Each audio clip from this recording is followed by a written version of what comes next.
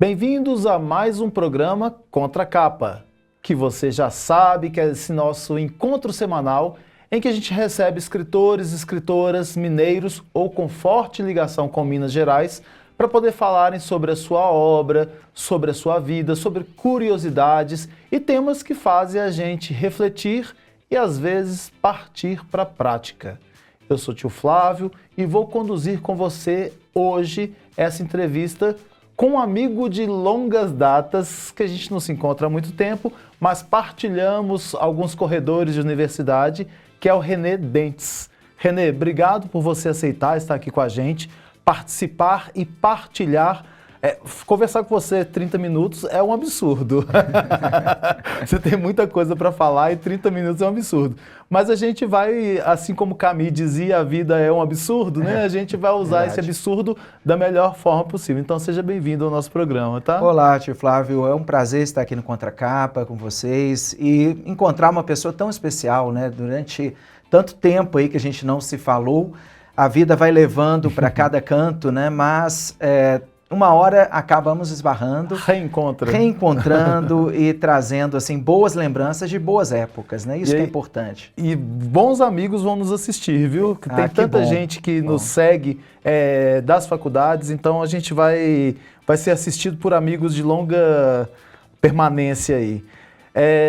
Hoje a gente vai falar sobre muitos assuntos dentro desses 30 minutos, mas antes disso eu queria dizer a você que quer saber como você pode ouvir, assistir ou assistir de novo a este programa. Nós estamos no portal do Jornal Hoje em Dia, toda quinta-feira, 19 horas, também no canal 12 da Claro TV, que é a TV Promove, toda quinta-feira, 19 horas, no novo programa. Mas estamos também na rádio web Hoje em Dia e nas rádios Alvorada FM, Difusora AM de Salinas, Gorutubana de Janaúba, Rádio Cidade FM de Corinto e na Rádio Eldorado de Sete Lagoas.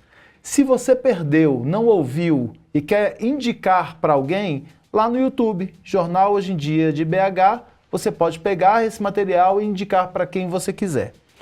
Bora lá para poder conhecer um pouquinho quem é o René. A gente vai falando aqui e vai interrompendo a fala durante a apresentação do currículo dele. René é psicanalista, teólogo e filósofo, professor da PUC Minas e pesquisador das interfaces entre subjetividade, espiritualidade e cultura contemporânea. Ele tem pós-doutorado pela Universidade de Friburgo, na Suíça, é autor de livros publicados pela Paulinas, que está lá no site da Paulinas ainda, incluindo a obra finalista do Prêmio Jabuti Acadêmico, chamado Perdão, Diálogos entre a Filosofia e a Teologia. Eu vou parar aqui e eu volto na apresentação, porque a gente vai explorar alguns outros temas, mas já adiantando o livro que a gente vai abordar aqui, René, fala pra gente um pouquinho sobre perdão, né? O que a filosofia e a teologia têm aí para nos falar? Dizem que perdão é difícil, dizem que é complicado. O que é, na verdade, o perdão? É verdade, Flávio. O perdão é um tema que me instiga muito, né? Foi objeto da minha tese de doutorado em teologia na Faculdade Jesuíta aqui de Belo Horizonte. Uma das melhores, né? Exato. E eu fiz, assim, uma síntese, né? Uma interface, um diálogo entre as áreas que eu estudo. Eu comecei na filosofia, fui para a psicanálise e depois na teologia.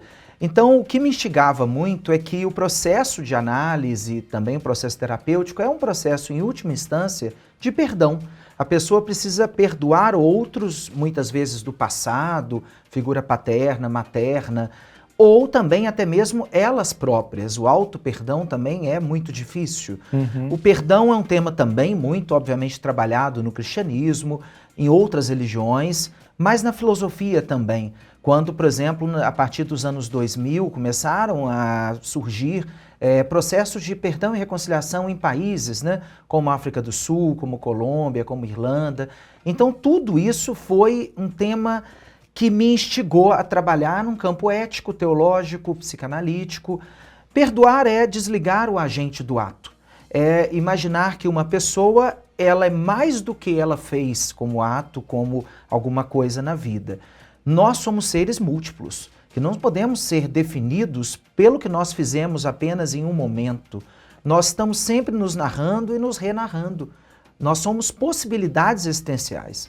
Então, entender isso é algo fundamental para que não vamos cair assim, sempre em banalidades, em violências, né? Veja, todos hoje nós podemos perceber claramente como que uma ida rápida às redes sociais, nós encontramos mais ódio, mais uma ideia de toma lá da cá, de reciprocidade, né? Julgamento, cancelamentos, do que perdão. Por quê? Porque o perdão ele é um processo um pouco mais demorado. Você tem, de imediato, um pensamento de que A fez mal a B, B vai revidar. Mas isso, como dizia o velho Gandhi, a lei antiga do olho por olho cega a todos. Então, ou nós pensamos outros caminhos para a nossa sociedade, caminhos civilizatórios, humanizantes, ou nós vamos entrar numa barbárie, será a luta de todos contra todos. Então, o perdão é muito importante hoje, é um tema urgente, eu diria, para a gente tentar pensar sociedades mais apaziguadas, éticas, mais humanas, né? E apostando no humano.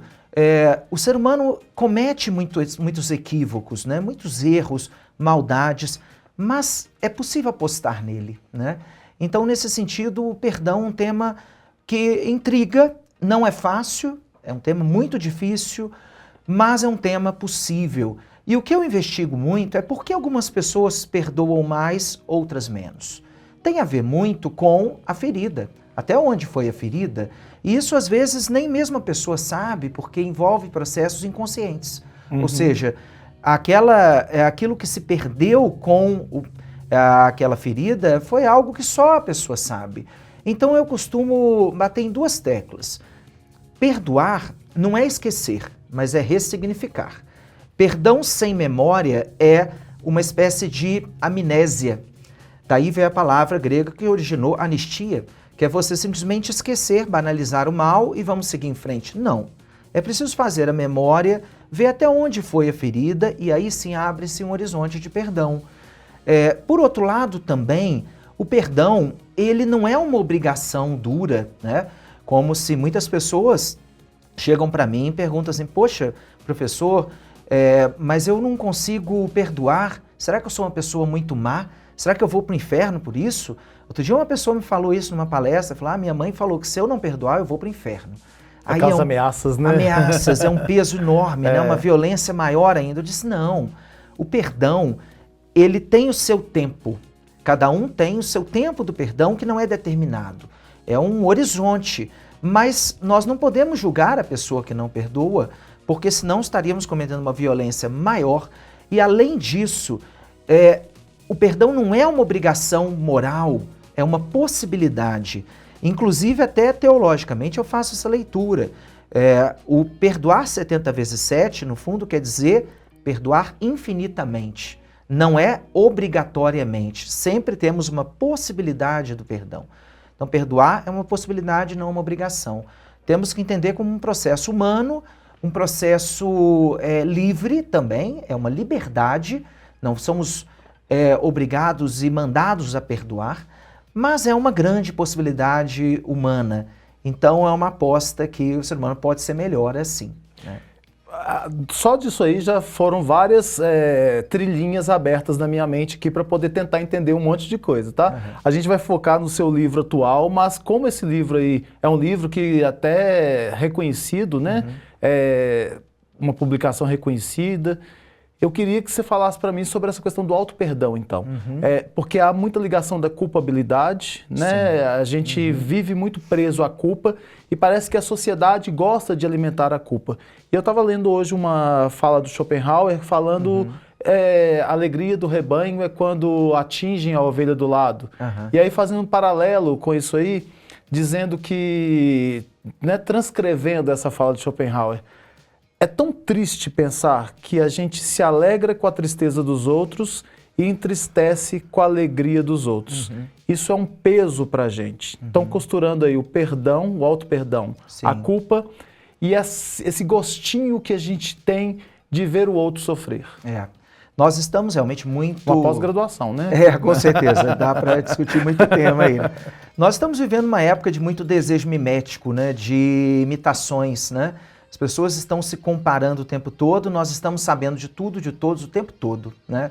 E isso é uma época difícil, porque enganamos muito, né? O nosso desejo, a psicanálise traz muito isso, né? O que você deseja não é alguma coisa que o outro deseja. É algo que tem a ver com elementos da nossa memória profunda, nossa infância, né? Infância é um imenso oceano. Ele não é definido assim, né? Nós sempre revisitamos nossa infância e ela habita em nós. Então, o que nós desejamos tem a ver com algo mais singular que não dá para comparar. Só que o mundo está muito comparativo. Então, realmente, nós temos vivido mais culpa do que, por exemplo, arrependimentos. Esse livro, né, que eu escrevi recentemente, ele trata a ideia da culpa como um aprisionamento. Nós estamos assim muito culpados por tudo porque estamos nos cobrando o tempo todo ideais de perfeição, né? Isso não é humano, né? Eu costumo dizer que inteligência artificial não é humana, né?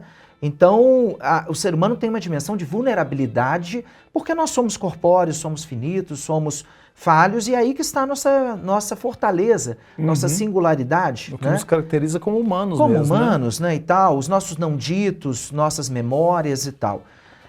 Nós não conseguimos lembrar de tudo, né, que nós vivemos, da nossa identidade. Se eu perguntar quem você é, quem é o nosso telespectador, quem sou eu não vou conseguir responder isso. Porque está muito mais em lugares não ditos, quando, por exemplo, você assiste um filme e você chora e não sabe por que você chorou. De repente é um gatilho, aí está o nosso ser, né?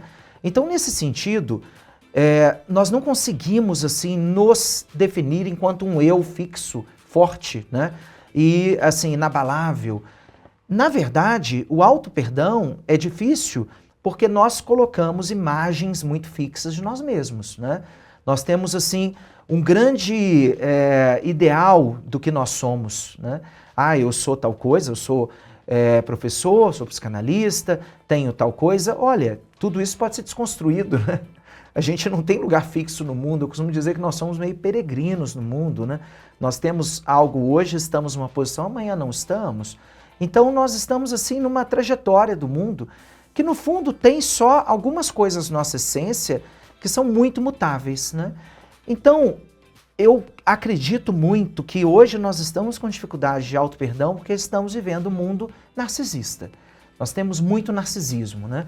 Uma imagem de um eu muito fixa, muito assim idealizada, e no fundo nós vamos descobrindo quem nós somos quando vamos desconstruindo a nossa imagem, né? E aí os nossos desejos falsos, é como se fôssemos assim espremendo, né, uma laranja e fica só aquela bagaço, vamos dizer assim. E aquilo ali, o que sobra, aquele é o nosso ser, né? Mas não é ruim isso. Aquilo ali é o que nós temos e tiramos todas as ilusões. Esse processo de desconstrução é algo que nos define, mas não é de fato alguma coisa que nós podemos dizer eu sou isso, eu sou aquilo. Por isso que auto-perdoar é difícil, porque criamos uma ilusão de um eu. E o mundo hoje está fazendo muito isso com nós mesmos, né? Processos identitários, as pessoas estão achando que são N coisas e não são, né? Por isso que é muito essencial no século XXI a gente pensar assim, precisamos refletir. Tem um filósofo que eu gosto muito, contemporâneo, o Slavoj Žižek, que ele diz assim, olha, século XX pensou, raciocinou e agiu. Então nós tivemos várias filosofias da ação, da prática, que é bom e necessário. Mas no século XXI vamos tomar mais cuidado, vamos pensar antes de agir. O mundo hoje é tão complexo que nós precisamos pensar. E claro, agir. Mas pense sobre o mundo, sobre a realidade, sobre nós mesmos. Precisamos ter um autoconhecimento, mesmo sabendo que nós não vamos chegar a um lugar assim definido, né? Mas isso fugindo também de autoajuda ou de elementos assim só comerciais, mas precisamos refletir, né? Então, aí sim conseguimos chegar a um auto-perdão também. Tem uma relação também muito intrínseca que eu venho vendo ao longo dos anos entre o perdão e o despreendimento. É o que os franceses chamam de détachement, né? Destacar, desprender de nós mesmos, né? Quando nós conseguimos nos desprender, aí nós conseguimos perdoar mais facilmente. Porque, no fundo, perdoar é um processo também de luto, né? Sair uma imagem do outro que ela não existe mais, uma pessoa que também ela se perdeu, né? E nós não temos mais a mesma relação, mas apesar disso ela existe e ela é um ser humano e ela pode se renarrar. Também é um fim de uma imagem nossa, né? Também envolve um arrependimento, né? O perdão. Então, perdoar é também desprender de um eu fixo, rígido nosso, né? Que é ilusório, é neurótico muitas vezes, né? É fantástico, viu? Eu vou fazer uma outra perguntinha antes de entrar no seu livro atual, porque agora, depois disso tudo, me deu uma curiosidade aqui. A gente falando sobre banalidade do mal, a gente tem autores que já abordam sobre isso. Eu vi uma vez o Gaiarsa falando que o mal é raridade. O que ganha a mídia geralmente é o mal, mas que há muita coisa boa acontecendo que não ganha a mídia, e a nossa impressão da sociedade é que a sociedade é má, justamente porque a mídia vende uma maldade que é minoria, mas que é comprável, né? O ser humano, ele é ruim? Olha, Flávio, essa é uma pergunta, né? O bom é que eu estou fazendo pós-graduações, né? Porque são temas que assim, a gente vai explorar por muito, mas assim, a gente tem 4 minutinhos para você me falar isso aí. Olha, até há pouco tempo, numa bancada de uma mídia que eu faço parte como comentarista toda semana. Lá na Itatiaia. Isso, na Itatiaia, né? Lá com o querido Eduardo Costa. 3 pessoas da bancada, são 4, concordaram com a frase do Eduardo Costa: o mundo acabou, nós esquecemos de sair dele. Eu discordo, porque eu acho que nós tivemos momentos muito trágicos e momentos assim banais no mundo, né? Se perguntasse a alguém, por exemplo, um sobrevivente de Auschwitz, né, o maior campo de concentração da história, ou sobreviventes do processo de escravidão dos navios negreiros, né, que vieram ao Brasil nessas terras, ou populações, povos originários, né, que foram massacradas nesse continente, e depois de um processo de fim da escravidão, que não acabou totalmente, mas depois do processo de fim do Holocausto ou da colonização, alguém que sobreviveu diria: não, o mundo está começando agora, né? Vamos ter que lutar ainda por justiça, mas está começando. Então a história da humanidade é uma história de sangue, é uma história muito negativa, com alguns elementos bons, né? Mas, apesar disso, nós somos humanos e vamos construir pontes e lugares de saída, né? Então tivemos momentos da história, por exemplo, o livro do Apocalipse, lá de João, foi escrito numa época, fim do Império Romano, que era justamente um período que se acreditava que iria acabar o mundo. Por isso João achava que Jesus viria nas próximas décadas, né? E não foi o que aconteceu. Então, assim, nós temos alguns momentos da história que existe uma ideia, um imaginário apocalíptico, e nós estamos meio vivendo esse momento, né? Mas eu acredito que o ser humano, ele sempre tem possibilidade de sair do caos, de encontrar caminhos, e ao contrário, eu acho que hoje nós temos coisas boas. Por exemplo, nós nomeamos preconceitos. Então, hoje nós sabemos o que é machismo, nós sabemos o que é racismo, nós sabemos o que é homofobia. Então, tudo isso, nós sabemos o que é bullying. Então, nomear elementos de exclusão que ferem os outros nos corpos e nas mentes é algo fundamental. Então, hoje, em 2025, no século XXI, no Brasil, como país democrático, nós temos essas nomeações. Então, por exemplo, eu sempre gosto de lembrar do livro da filósofa Djamila Ribeiro, né, Manual Antirracista.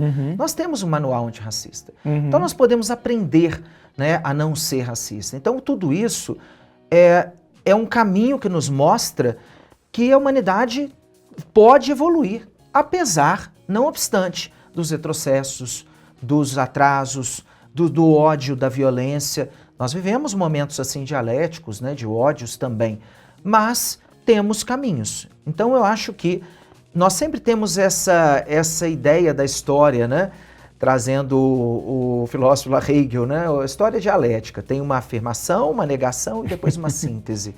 E esse é o momento. Nós temos momentos assim de afirmações, aí vem uma negação, mas essa negação não volta ao mesmo lugar, não é cíclico, é espiral, retrocede um pouco, mas caminha à frente. E eu acredito muito nisso. Então, nós temos como evoluir, acho que é necessário evoluir, é obrigatório evoluir, e vamos encontrar saídas. Eu não acho que a IA vai destruir a humanidade, eu não acho que nós vamos superar a morte, eu não acho que nós vamos querer todos tirar a vida. Eu acho que, sim, nós nunca tivemos tantos casos de autoextermínio, de suicídio, nunca tivemos tantos casos de depressão, ansiedade, e nem tanto uso de medicamentos psicotrópicos, né? Tantas pessoas infelizes, apesar de tantos manuais como ser feliz em 10 dias. É a nossa época. 7 passos. 7 passos. Mas, apesar disso, temos caminhos. Vamos encontrar, sim, caminhos para evoluir e para superar problemas, criar pontes, pensar no mundo mais unitário, né? Um mundo assim diverso, mas que esteja integrado. Coletivo, né? Como foi a mensagem de alguém aí profético que nos deixou esse ano, mas não o seu legado, como o Papa Francisco, né? É um mundo mais de uma ecologia integral, pensar a casa comum. É preciso pensar isso, sem barreiras, sem fronteiras. São desafios, mas é possível encontrar caminhos. Eu não acho que nós vivemos o pior momento da história, né? Como você falou, com razão. Muitas vezes parece que nas páginas dos jornais, né, de muitos meios aí de comunicação, só tem violência, porque é o que viraliza mais, né? Mas que engaja mais. Mas não, nós temos muitos projetos sociais bonitos, louváveis, né? Pessoas que se despreendem, que doam o seu tempo, tantas coisas boas no mundo, né? E que, vejo, por exemplo, nós professores, né? Como que assim, doamos muitas vezes tempo, né? Eu acho que se existe um céu, assim, deve ter muitos professores lá, né? Hoje eu fiz palestra para professores e estava falando sobre isso mesmo, né? E a gente não tem noção do impacto que a gente tem na vida das pessoas, né? Exatamente. Olha só, Renê, eu fiz todas as minhas consultas que eu queria fazer aqui, nem todas, ainda tem muita coisa para perguntar. Mas eu tenho que falar sobre o livro que a gente veio falar aqui. Você, pela Ideias e Letras, desde 2022, você tem lá livros sobre vulnerabilidade, razões do perdão, dores contemporâneas, da culpa ao arrependimento, e o da culpa ao arrependimento é justamente esse último. Exato. O que é que nós encontramos aqui nesse livro? Então, eu faço um percurso da noção de culpa e arrependimento. Eu trabalho o arrependimento para tradições religiosas, por exemplo, para a tradição judaica, islâmica, budista, religiões afro e o cristianismo. Brevemente, eu falo sobre o arrependimento em alguns filósofos, por exemplo, como Kant, como Nietzsche, como Aristóteles, como também para a psicanálise, Freud e Lacan. Eu falo sobre arrependimento num aspecto, por que as pessoas não se arrependem, muitas vezes. E a defesa que eu faço nesse livro, a grande ideia é, a culpa aprisiona. E hoje nós temos vivido mais culpa. As pessoas estão cada vez mais se culpando de tudo, como eu escuto na clínica psicanalítica, por exemplo, mulheres, sobretudo, dizendo assim, poxa, mas eu não sou boa mãe. E aí se culpam tanto, porque tem uma série de coisas para fazer na vida, né? Que são cobradas de uma forma muito violenta, e dizem, eu precisava ser uma melhor mãe. Não, você consegue ser da forma que você doa o seu tempo, vamos dizer assim. Existe toda uma transição geracional e é preciso que as pessoas não se culpem tanto. A gente está sempre se culpando, né? Exato.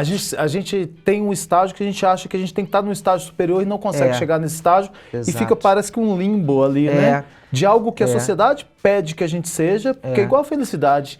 A gente tem que estar mais... eu tenho momentos de tristeza e que esses momentos acontecerão, mas parece que quando eu vejo as redes sociais está todo mundo muito bem, então eu não me dou o direito de ficar triste, eu não me dou o direito de cair, de chorar, de extravasar, porque eu tenho que estar numa posição inabalável. Exato. E isso dói. Exato. Dói muito. Olha, eu escuto muitas, na clínica psicanalítica, muitas pessoas dizendo assim, poxa, mas hoje parece que eu estou muito mal, porque eu vi meus amigos de infância nas redes sociais, eles estavam felizes no trabalho, felizes no relacionamento, estão nos melhores lugares viajando, parece que estão ricos, e eu aqui, né, o ar-condicionado está quebrado no trabalho, eu estou mal no relacionamento, meus filhos não estão respeitando, quer dizer, não é assim, né, não é, as projeções, elas são muito falsas, muitas vezes. Hoje, por exemplo, veja, coisas bobas, né, nas escolas, como que as pessoas estão comparando os filhos, por causa da bendita onda, assim, ou maldita onda de medalhas de Olimpíadas escolares, né? Então, assim, Olimpíada de tudo hoje, né? Olimpíada de Geopolítica, Matemática, Astronomia, Astrofísica. Aí meu filho não consegue ganhar todas as medalhas. E o filho do outro consegue, ele posta, aí eu acho, poxa, eu estou sendo um mau pai, péssima má mãe, porque ele não consegue. Não é assim. E por que a gente não consegue entender que aquele menino que tinha 20% hoje está em 40%? Ele não é o 100%, mas ele subiu 100%. Exatamente, exatamente. Cada um tem seu ritmo. E sucesso não é propriamente tirar 100 em todas as matérias, né? Não é ganhar as melhores Olimpíadas assim, né? Então, eu costumo dizer que escolas que estão no topo do Enem, por exemplo, na nossa região, são também escolas com índice de autoextermínio muito alto entre os alunos. Isso é trágico. Autolesão. É trágico isso, né? Humano que nós estamos formando. Então, assim, muito se tem de culpa na nossa sociedade e eu defendo a ideia de que nós devemos fazer essa transição da culpa ao arrependimento. Arrepender-se é um ato de coragem. É dizer assim, olha, eu errei, mas eu posso ir para outro caminho. Eu posso me reconstituir, me renarrar, me reinventar. Quem faz isso é corajoso. É encontrar as suas vulnerabilidades e entender, olha, eu posso seguir outro rumo na minha vida. E aí sair de um pedestal, imaginar assim que eu não sou fixo, eu não sou preso a alguma coisa, há uma liberdade no ser humano. E a gente não pode esquecer que talvez a maior beleza da humanidade é que nunca existiram dois seres humanos iguais. E nós temos esquecido isso todo dia, né? Então, vamos encontrar o nosso caminho real. Como vejo pessoas se auto-enganam. Pessoas em relacionamentos que não são válidos para elas. Pessoas em trabalhos que estão infelizes, detestam o seu trabalho. Pessoas que tentam viver pelo dinheiro, mas não é isso que está trazendo satisfação a elas. Que são escravas de compulsões, de vícios. Né? Pessoas estão achando hoje que vão encontrar o sentido da vida, nada contra, mas pegando uma bicicleta e andando 100 km na estrada, jogando todos os dias 3 horas de beach tênis, nada contra. Às vezes mas às vezes não é. Às vezes não é para todos. Né? Porque às vezes a gente acha que a pessoa conseguiu fazer isso e é feliz, primeiro a gente acha, a gente não sabe de fato. E uma coisa que é interessante é porque, se a gente for falar aqui bem rasgadamente, ninguém está bem o tempo todo. Exatamente. Né? Ninguém está bem o tempo todo. A gente e a gente tem que começar a pensar também, talvez, o que você falou, nomear os preconceitos, nomear as nossas dores, os nossos sentimentos, né? Sim. Porque enquanto eu estou olhando para você que está dando palestra não sei aonde, está fazendo um programa de rádio não sei aonde, eu começo a sentir alguma coisa estranha em mim e eu tenho que colocar o nome de inveja nisso. Sim. Porque senão eu não vou conseguir resolver. Exato. Né? Exato. E aí você fala desse nome que é fantástico e que me caiu aqui agora nessa sua fala. A culpa é uma âncora? Sim. Sim, muitas vezes. Nós não queremos, é muito difícil encarar traumas, né? Encarar situações nossas que são feridas e muitas vezes a culpa ela coloca tapa um buraco, né? Eu fico rodeado na culpa, assim, numa ideia de que, olha, eu sou o mal mesmo, eu tenho uma imagem negativa, eu sou assim mesmo, eu sou compulsivo, não consigo sair disso e eu vou repetindo. A repetição é um processo psíquico do ser humano, psíquico muito comum, né? Eu repito processos, é mais fácil repetir do que eu ir para outro caminho. Mas é como você falou, nomear é muito importante. Nomear sentimentos, nomear traumas, nomear feridas também. Não dá para o ser humano não fazer a memória, é muito negativo, né? Tipo, no passado eu vivi coisas negativas. Meus pais me bateram, por exemplo, né? Vamos supor. Ora, isso é negativo. Não dá para passar por cima disso. Dizer, olha, meus pais me ignoraram, meu irmão foi violento comigo. Não, é assim mesmo, a família do vizinho também era. Isso é negativo, é ruim, é violento, tem que ser dito. Aí eu digo, eu nomeio, eu faço a memória, eu lembro, e aí eu começo a tentar sair dessa situação. Então, isso tem a ver com o perdão também, de fazer memória. Isso tem a ver com arrependimento. Eu me arrependo quando eu começo a entender e nomear as questões que eu faço, que eu vivo, os traumas. Aí sim, vou dizer, olha, realmente eu errei, eu me arrependo disso, mas eu vou seguir em frente. Então, realmente é nomear, por exemplo, como você disse, o que eu estou sentindo quando eu vejo alguma coisa na internet, nas redes sociais. É interessantíssimo que eu entenda qual é esse sentimento, né? E não é vergonhoso dizer, eu estou com inveja. Eu queria estar nesse lugar, talvez seja um desejo legítimo. E eu vou estar, de repente, um dia, o meu caminho pode estar se configurando assim. Pode ser uma inspiração, né, para um dia eu conseguir superar também obstáculos e tal. Né? Ou talvez o meu caminho não vai ser esse, vai ser outro muito melhor que eu não enxergo hoje. Né? Então, assim, é preciso mesmo nomear e saber quem somos nós, né? O que nós estamos sentindo, sem, assim, idealizações e sem pedestais. Olha, a gente tem que encerrar, mas eu queria que você... Mais um daqueles desafios, Renê. Olhe para frente e vê aí a humanidade para a gente. Olha, a humanidade, eu não tenho dúvida que nós vamos cada vez mais nos enganar nos próximos anos, com, por exemplo, a inteligência artificial, né? Nós cada vez menos vamos ter clareza do que é real, do que é virtual. Hoje eu já escuto muitas crianças dizendo assim no consultório e adolescentes, eu prefiro meus amigos virtuais do que os reais, porque eles são mais fáceis de lidar, se ele me atrapalha ou me afeta, eu deleto. É aquele Tamagotchizinho que tinha antigamente, né? Exato. Eu cada vez mais, eu acho que inclusive as pessoas vão substituindo humanos por pets, pets por animais artificiais, não tem dúvida que isso vai chegar, porque são mais simples, mais práticos, né? Mais controláveis. Mais controláveis. Nós vamos ter essa tendência de ter relacionamentos virtuais, isso vai ter um pico, mas eu acredito que aos poucos as pessoas vão vendo que faz falta o corpo, o corpo pede a conta, o relacionamento real ele é diferente, um amigo real é outra coisa, um abraço é fundamental ao ser humano. Um olhar, estar aqui, por exemplo, presencialmente, é muito diferente. A gente que é professor sabe, as aulas virtuais não são iguais às aulas reais. Assim, e eu digo real porque é mais real, né? Presenciais. Então, nesse sentido, acho que nós vamos ter nos próximos anos um aumento de problemas, mas aos poucos nós vamos começar a pensar, peraí, aonde nós queremos chegar?